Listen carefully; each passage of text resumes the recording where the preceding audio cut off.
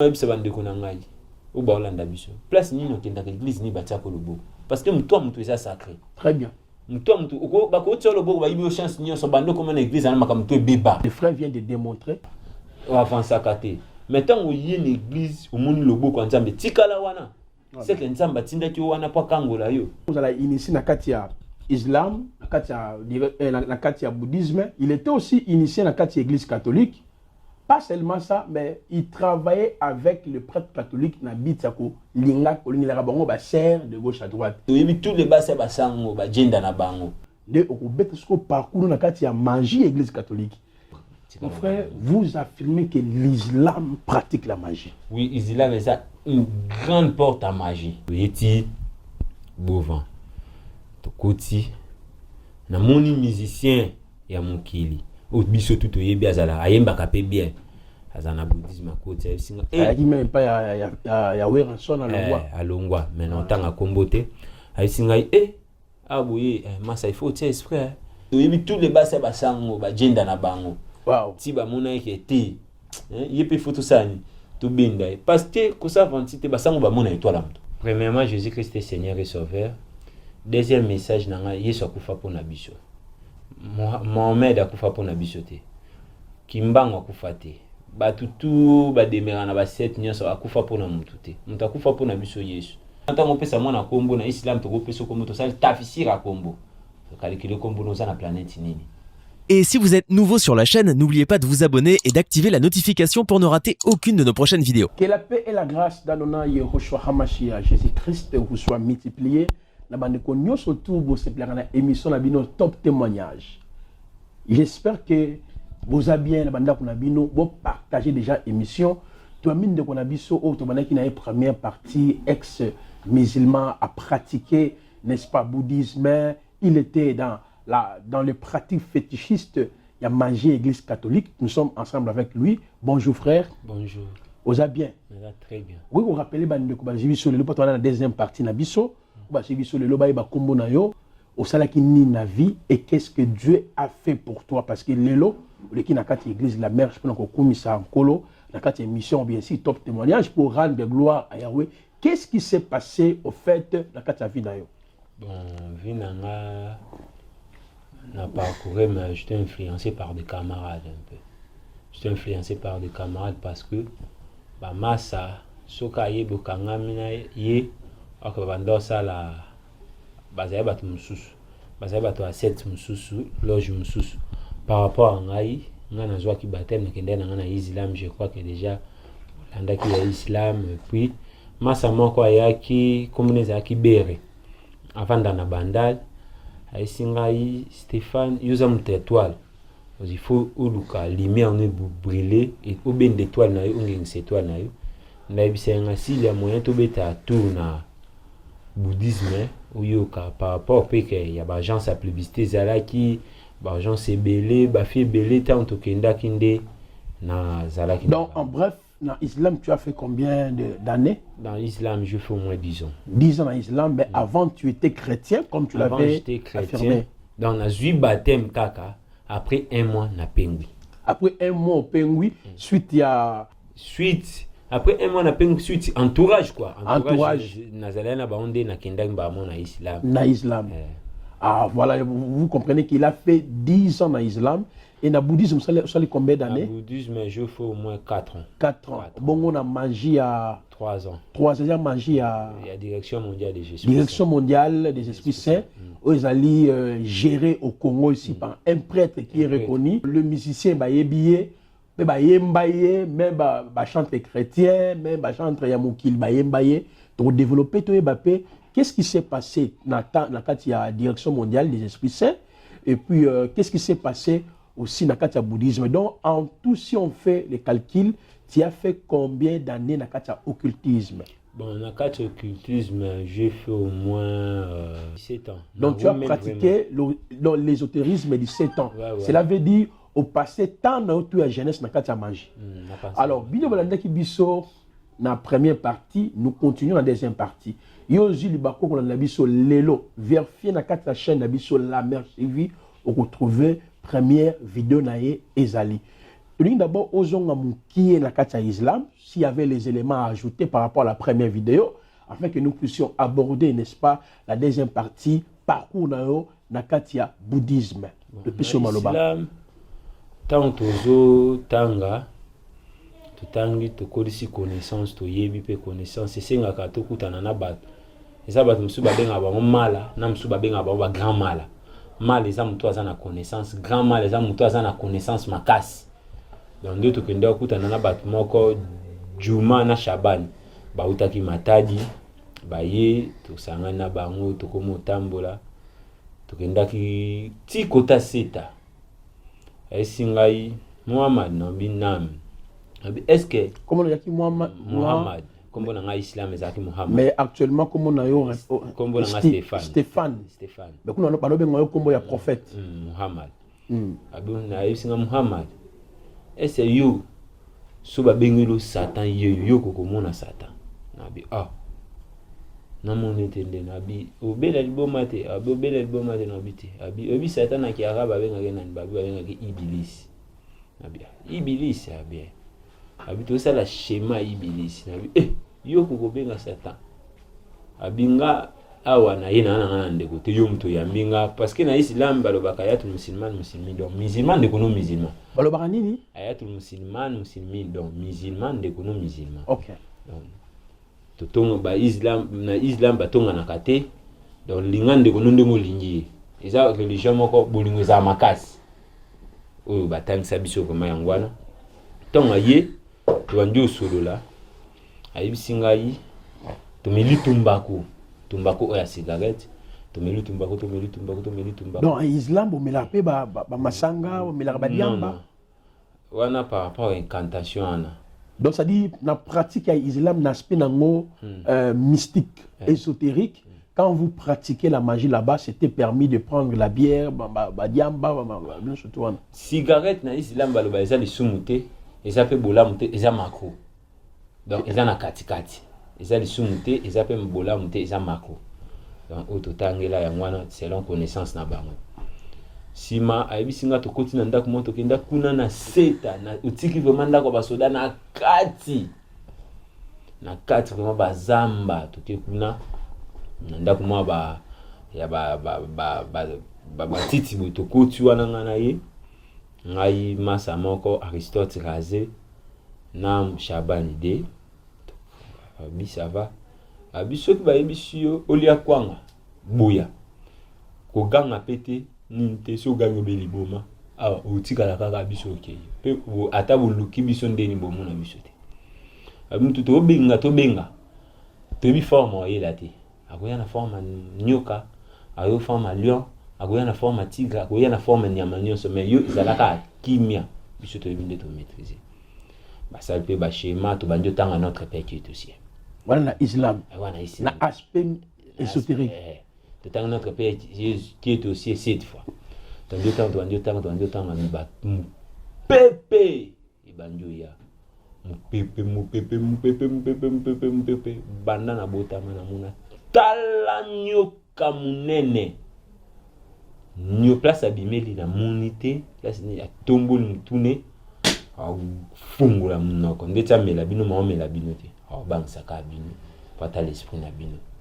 Je veux dire, tu as dit,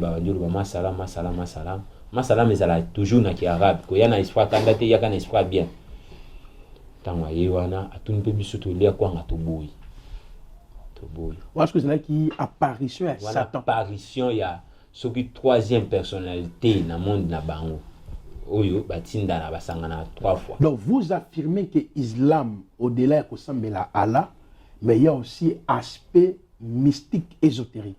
Oui na Islam parce que batangisa biso balobi eza na ba djinn mususu bayebi Quran eza na ba djinn mususu bayebi Quran te ba djinn wana ba uta na bafulu bazwa bauna ba mai bazwa bauna mpepe na ba nzete ba djinn belé donc tellement biso déjà tozala déjà na djinn wa ndo tambola na ngai par rapport ke shamwashi soki ba benga ina longola kai parce que o ba benga kaza puissant na longoli war kana ngai na ndo la na loboko à droite na tie mpanzi na titio libanda nde ya yaki to sololi nde sala que tokende kobwaka 40 plateaux tokende 40 plateaux avant na toke 40 plateaux tokende na maya mukali 0 heure tokota eloko moke kanga biso na luboko kwanza biso tokanga ngo tobloka tolala na ngote na poto mona ki donc ayaki vraiment na une forte lumière moi même à casse na ndako wana tala nyoka mnene non na tikolo mona nyoka na si matin tozongi na biso ndako nde tosali nde baloba sukola na seti mbuma mungwa bwaka mai tobwaki pe mai ana isuku esili sima tosukoli tokati intimité na biso na par rapport à ba place biso de zate pour biti ezaka nini ya raconte na yo na comment Iblis biti ezaka nini ya raconte ya bino mibale parce que lobaki na première partie na Islam on la kisa basi kisa ba joueur et kisa domination ce qu'on raconte na bino mibale na Iblis o azasoki personnalité moko démoniaque na kata monde wana mystique ezalaki na objectif nini kokol sa connaissance parce que na islam soki batu mususu soko pratiquer ilmu wana kokutana bakonzi ba peso mbongo ilmu ndezani ilmu za kisi soko kutana ilmu ezana ilmu dunia na ilmu jinia biso banda pratiquer soko ilmu jinia donc to singa na esprit ba ida biso ba faciliter biso makamba bon ilmu mususu ndezani ilmu Quran ezana sangsa ba verset Quran na ko fungola bismillah na 4 parties na tenia nieza na tekundima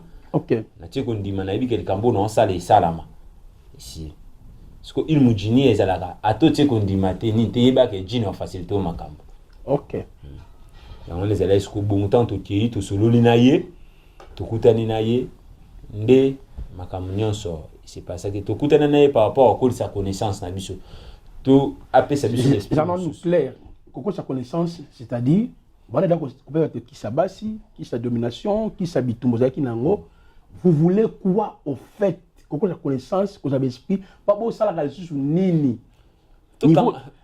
niveau ezaki ya muke vraiment tabia ndenge bon niveau ezalaki par rapport milieu biso toza tellement tozala non monde déjà bakuluna nde bakuluna miso basala kombo nde toluka to kanga kotana to kanga kingasani mobimba donc chang mobimba to dominer donc et que soko zoleka bat babi ke te arobase yo na oleka te Muhammad yo na oleka et simba ki pe to kanga ki kanga vraiment chango za na Pascal wana onjili so nani Est-ce que ça bino ba condition nini pe besoin ki combien ba esprit besoin ki pa na à part esprit au banda ko tambo na bon après ça biso condition ezala kaka que après to zala condition te mais to comme des bizarre salité bolinga te bokata suki te suki ezala kana ngo so ko tia lox yo mo kaka pour renforcer force na yo ko kata te ba pesi biso ba ve moko ba biso ba ve nazeria ve moko nde ba samso ba kata ba suki te nde ba tika ba suki bomba mandefu nde biso ko makbo suki belé lox mandefu donc un peu bizarre nde timutali boma manza ko kata kate donc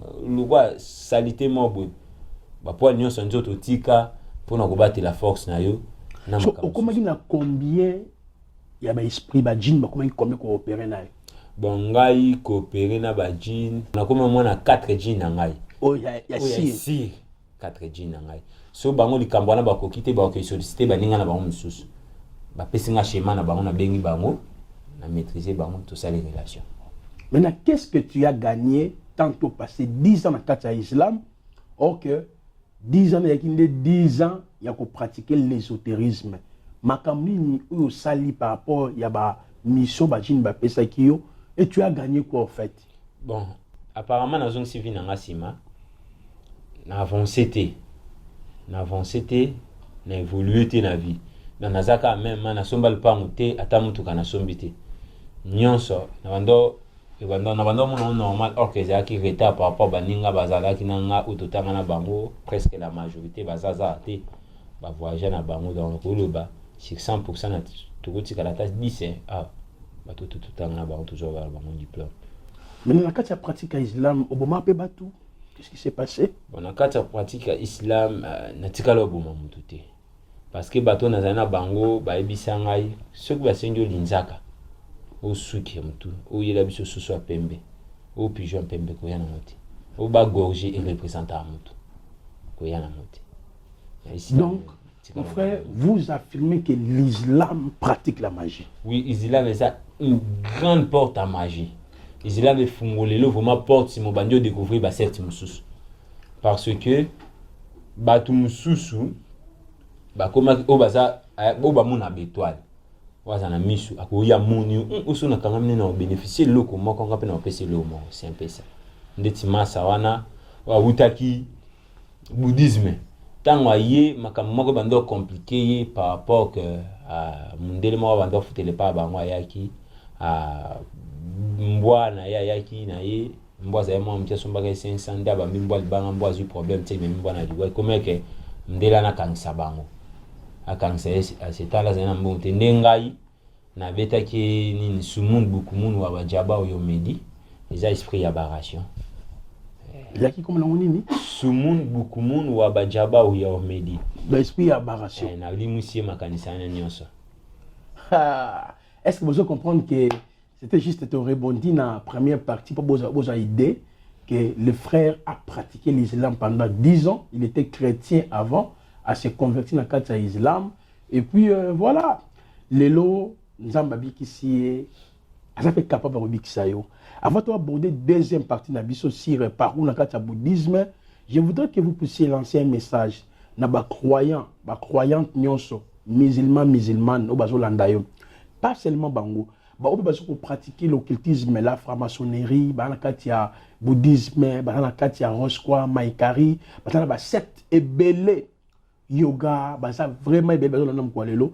Bah ninga na no pe obo travail qui na bango. Quel est le message que vous présentez bango avant d'aborder des parties? Bon message na ko présenter bango. Naza deux messages na ko présenter bango. Premièrement, Jésus-Christ est Seigneur et Sauveur. Amen. Premièrement, Jésus-Christ est Seigneur et Sauveur. Deuxième message nanga Yesu akufa pona biso. Mohamed akufa pona biso te. Kimbango akufa te. Batutu bademera na ba set nyonso akufa pona mutu te. Mutu akufa pona biso Yesu. Yo mutu za na vie ya mabe, vie ya magie, vie ya bloquer batu tika nyonso. Pesa bomone pa na Yesu. Lokola nga pe na pesa bomone nga pa na Yesu. C'est un peu ça mon message. Donne ta vie au Seigneur Jésus-Christ pour être sauvé. Roi, toi et ta famille, vous serez totalement sauvés. Le frère vient de démontrer, il a passé son temps dans cette religion reconnue mondialement, islam. Il a pratiqué, n'est-ce pas, la magie. Il était dans le pratique fétichiste jusqu'à ce que le Seigneur Jésus-Christ l'a visité et le frère est aujourd'hui délivré à Kangolami, a commis libre, comme la Bible dit, si le Fils de l'homme vous a franchi et vous serez totalement libre. Alléluia. Maintenant, nous abordons la deuxième partie. Deuxième partie, par rapport au long de l'islam. Maintenant, qu'est-ce qui a fait au côté de bouddhisme? Parce que toi, tu étais un musulman avéré, il y a une connaissance moko au vanda aiguisé sur le Coran. On maîtrisait qui les 114 sourates. On maîtrisait qui aspect ésotérique de l'islam. Est-ce que manger aujourd'hui dans le islam est quoi quitter? Ok, nous sommes dans le bouddhisme et c'est pas ça qui n'est pas.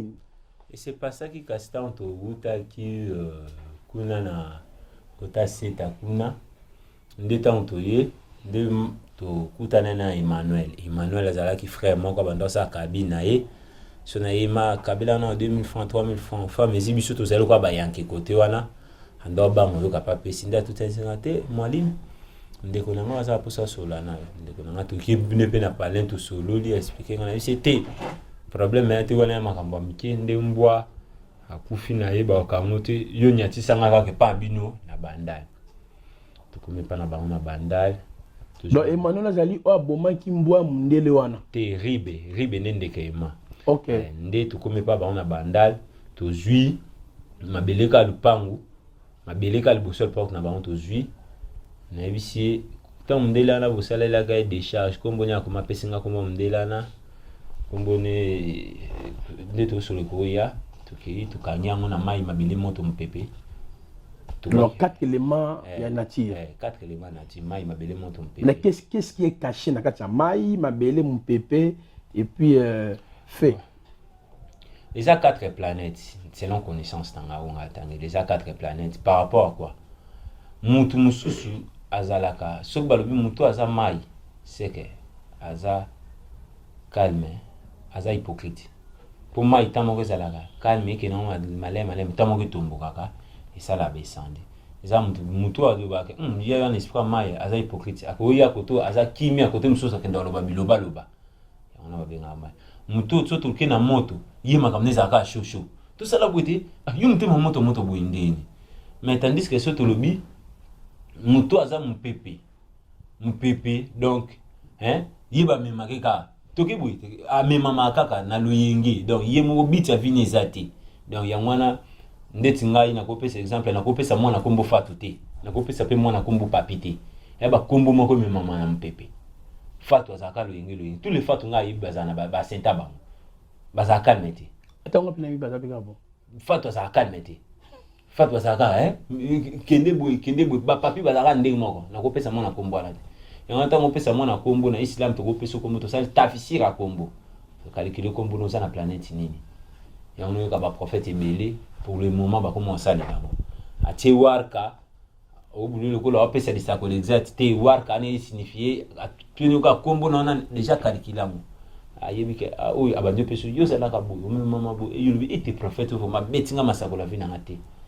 À pratiquer magie islamique. Sikoyo mon pépé ma belle ça calme. Il y a le bata ka calme.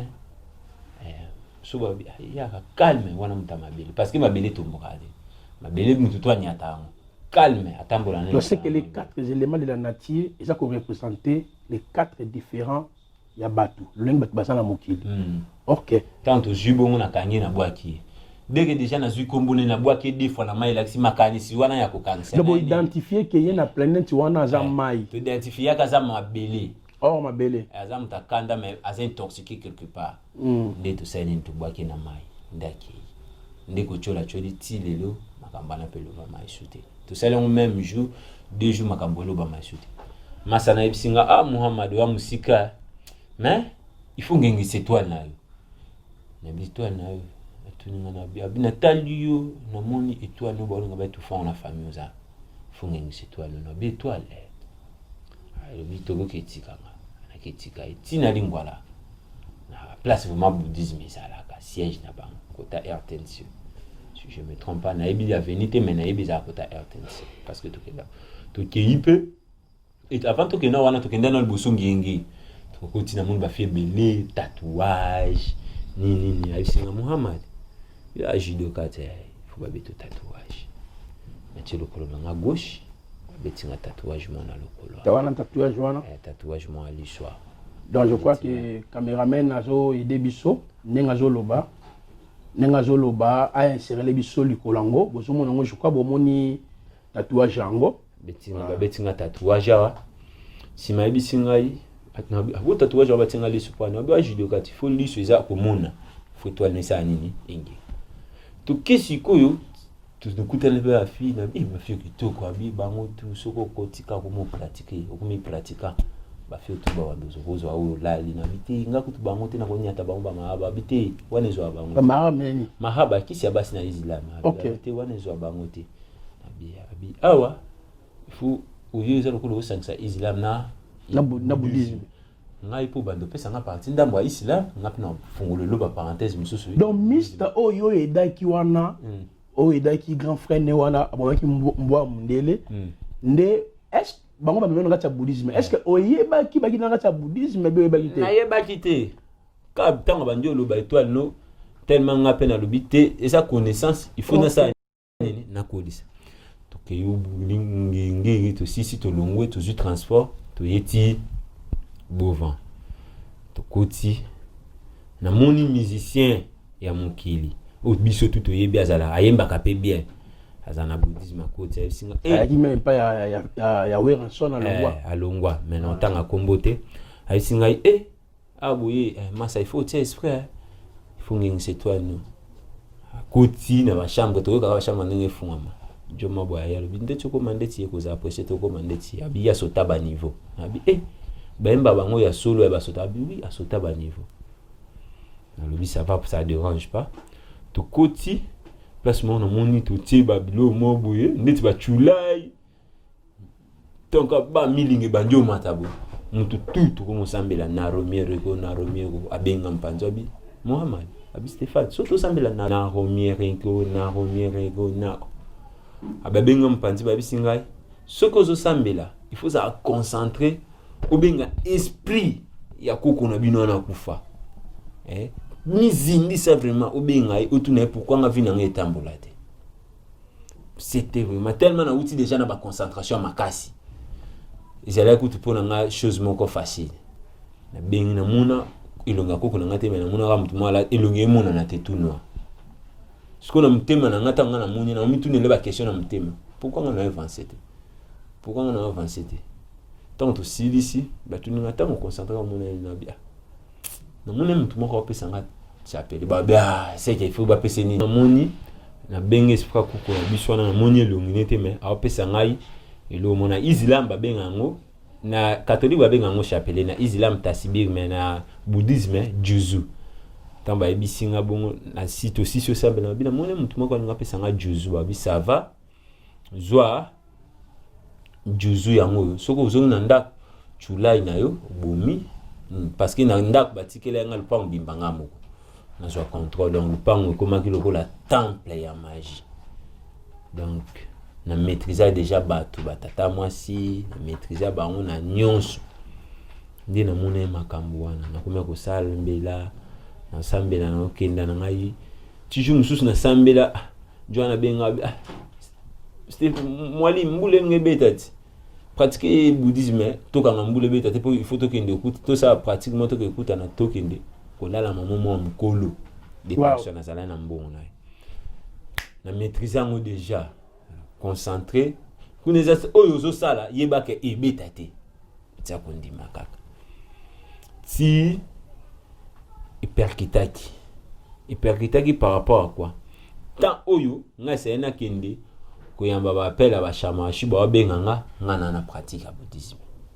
OK, donc comment mélanger ce que manger ya islam na bouddhisme. Mais esprit non balota moi ko réclamer ba benga tant esenga 12 heures nazala nani na bango ba pe kuna 12 heures prière ba bouddhisme. OK. Donc esimbate oka so na ye so ba bengai so na bimi so na ndeti makelele na ndako tout ça moi pas suki na nzubile bango anzubillahi minashaitanir rajim bismillahir rahmanir rahim na nzubile bango na bengani besprit nyonso mabe pembe na nga na kombwa nzambe baki sima au nom de Dieu et de miséricordieux bismillahir rahmanir rahim. C'est un peu ça. Maintenant, nini oyo apprendre na kati ya bouddhisme pendant je crois 4 ans kati ya bouddhisme par rapport ya oyo joie qui na kati ya islam et portelo ni na kati ya bouddhisme où moi j'avais compris et ça quoi to sambela ba centre na biso. Donc ça dit vous faisiez ce qu'on appelle les cultes ancestraux. Donc être en communion avec les esprits ba kokonabino ba kufa et puis beaucoup plus la concentration. Ouais. Ce que la vie réelle, tu faisais quoi par rapport à apprendre le bouddhisme? Parce que déjà dans l'islam, tu nous avais démontré, tu avais la capacité. Donc ça, la match, il y a que dominer Bassi, il y a que dominer Batou. Mais dans le bouddhisme, on a pratiquer ni dans la vie réelle. Dans le bouddhisme, c'est comme dans ça, les bandes qui mbangu. Ba schéma zala ki te, ni te, nde zala na islam, na ça la schéma, na dessiné, na somba babouté. Dans le bouddhisme, na koza na ngachula na ngai, na tiwana. Tanto na sambeli nga moko isili na so na moni ke te na sambela na ndako te bato bako yebele batimbela na keti kuna na dingwala liboso gonzon nga moko gonzon des animes kwa cher eza lokola na islam poto tambela total a kibla kasi kibla eza ndi na kolo balko gonzon. OK. Parce que na kati ya bouddhisme ozo ka pe esprit muso bana ko tambwa na yango bizaka ka kokutanga ta alliance ya bokoko na nganyonso na bando tambula nango yango na conseil na linga kolinga to pesa mwana oza komba papa na nga mobimba parce que nga nazo komba pa koko na biso mbimba na facilité eza ba famille msusu bandima kisendima bango mbamo nga kisendima ngamba mo parce que katia moko mboko aza munene na obenge koko Ouais, bêta kabato, ou bato tout babanga kaye. Voilà, non bengeko. donc c'est que na qui c'est ça il y a qui makila. Qui c'est ça makila. Mais le sikoyo Zamba Bikisio, vous en avez tu es ensemble avec Moussa Lanzambe John Mopondi, l'évangéliste, vous êtes toujours en collaboration avec lui. Mais qu'est-ce que tu vas dire là-bas tout bazar tout dans le bouddhisme parce que toujours à peine Messie Aruna Blaise, Bosenga qui est belé Aruna, il peut à pratiquer yoga, à pratiquer bouddhisme, donc rebondir même si les 4 éléments, qu'est-ce qui se passe? Parce que nous, me disons comment, Maï, on a bon Mungwa, on a mon pépé, pour reçoit l'option, vous soyez, mon pépé, on ne peut pas te éviter mon pépé, il y a Saint-Esprit, mon pépé, on a un bazolo belawana, Maï, Maï fire. Boaka moto, toujours boaka moto, parce que Yehoshua Jésus-Christ a payé, qui c'est qui boaka moto? Et ça va être qu'on a évité mon ils ont animé bino. Moto, on les a pas moto, to boire caca, bien pas moto. On a fait un explication bagamboana. Et ça vraiment terrible dans quoi aller là. Alors, dès qu'on a eu, Kolobanini, naba amina parce que les longs ont libéré yo. Mais ils sont encore dans cette pratique du bouddhisme. Ils sont encore dans le islam parce que la troisième partie aux ala suite fait émission na yo de au parcours na kati ya magie église catholique parce que Congo na église catholique les allés au sommet de l'échelle mais yo lobi na kati ya catholique pour découvrir qui aussi magie to voyez ba pratique ni yo joa ki ba mission ba ne ko sala to pe sono maloba ouais na bouddhisme vraiment na banda tambola na ba ancien na ngai na bi ke ba facilité nga makam ba fungulela nga ba porte mais na banda salate na demeurer quand la même vie. Au comme la moto c'est kabila ta $100 $300 personne a facilité. Moi j'ai trouvé ça la vie. OK, c'est pas la vie. Donc il y a un bateau pour pratiquer vie à magie, vie à kotambola bienté. Vous demeurer dans secte moko. Parce que l'église est comme belé. Parmi les faux, il y a aussi les vrais. Dites-moi, je suis ici avec le pasteur John Bopundi. C'est un homme de Dieu que Dieu l'utilise puissamment. Oui, comment que à mon mutu Alexa délivrance boy non. Et ça na mutu nzamba bengelai. Et ça mutu msusu roza na don ya guérison miracle. Guérison miracle. Oui, au kango là-bas. Nzamba pesi une mission que aucun kango là-bas. Suite au sambela nzambe bien té mais de joku fakala. Parce que bitumba ba famille na ezongelo mais si azaka kan vie, il faut tout le baka utilise nzamba osalela ya so. Atambola na banga nzambe. Ndeti ngana za awa je vis la main de Dieu. Namono loboko nzambe nzamba kangolinga alongolinga na ba loge wana. Yango bino mutu bolanda ngai bo pesa vie na bino pa Yesu. Boye pa Yesu. Yesu akangolaka. Yesu abitisaka, Yesu adelivraka. Ole ngai pesa bino yango na bandeko na ngai. Donc na tamboli mabe na ki na islam, na ki na bouddhisme, na ki na direction mondiale des esprits saints. Direction mondiale des esprits saints ngana zalaka michunga. Kimuchunga lokwa mwa bitinda. Ba tindio lingela ngabu yebi tous les basa basango ba jenda na bango. Wow. Ti ba mona ekete. Yepe photo sani to benda parce que ko sa vantité basango ba mona étoile amto. Yo no yebisa bandeko na ngai. O ba olanda biso. Place ni no kenda l'église ni batia ko lobo. Parce que mtu eza sacré. Très bien. Mtu oko ba ko tsolo bo ba yibi chance ni so bando comme na église na makamto beba. O avancer kate. Maintenant o yi une église o moni lobo ko nzambe tikala wana. C'est que nzamba tinda ki wana po kangola yo. Nzamba tinjo wana po vine fungwa. Ya wana bengi bino nyonso. O bozolanda nga boya na église la Merge. Dieu de la Bible, il est présent, il demeure ici avec nous. Amen. Nous acclamons pour le roi. Pour le roi, nous arrivons déjà à la fin de l'émission Nabiso. Deuxième partie, vous partagez vidéo, envoyez vos questions par rapport à notre bien-aimé. Il va répondre à toutes vos questions. Toujours comme on a une émission, donc je pose, toujours ça la clôture, maintenant la troisième partie, à expliquer biso nini oya mon église catholique. Parce que tout le baguette, au-delà vous allez initier na katia islam, na katia bouddhisme, il était aussi initié na katia église catholique. Pas seulement ça, mais il travaillait avec le prêtre catholique na Bitiako, Linga, Kolingela Bango, serre de gauche à droite. Et tu as découvert on a katina émission au top témoignage, je pose et puis tu continues directement émission Nabiso Que le Seigneur Jésus-Christ vous bénisse. C'était bien moi, votre frère, Marcel Sebolam Placide. Je vous aime beaucoup. Partagez, commentez, envoyez vos questions. Bye. Et si vous êtes nouveau sur la chaîne, n'oubliez pas de vous abonner et d'activer la notification pour ne rater aucune de nos prochaines